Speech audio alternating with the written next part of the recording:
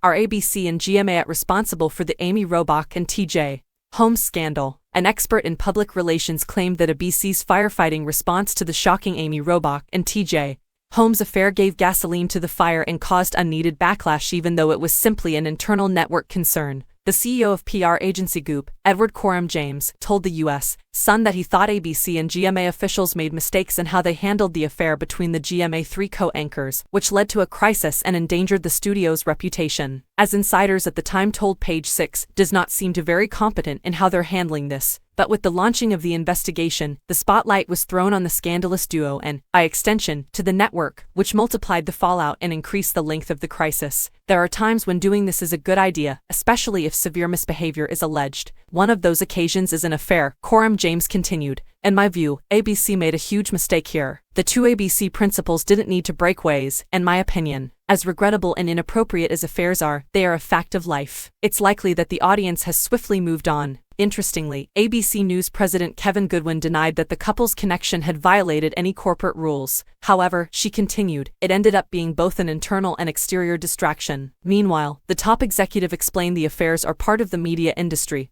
and negative coverage is an added factor. But he claimed the appropriate response would cover the bad press, which did not happen in the Robach-Holmes case. When the story originally breaks, it can feel like the chaos will never end, he added. The PR expert said, this is the point at which intervention is important, as the decisions made at this point will often dictate how bad the fallout will be. If bad decisions are made, those bad decisions can pour petrol on the fire. If good decisions are made, they can pour water, referring to the reaction of ABC and GMA as a common mistake when employees go on the defensive and try to distance themselves from the principal, seeing this as the best way to protect themselves. He asserted that it only functions in particular situations, though. By splitting up, the network and the principals are again giving credence to the notion that there is a crisis.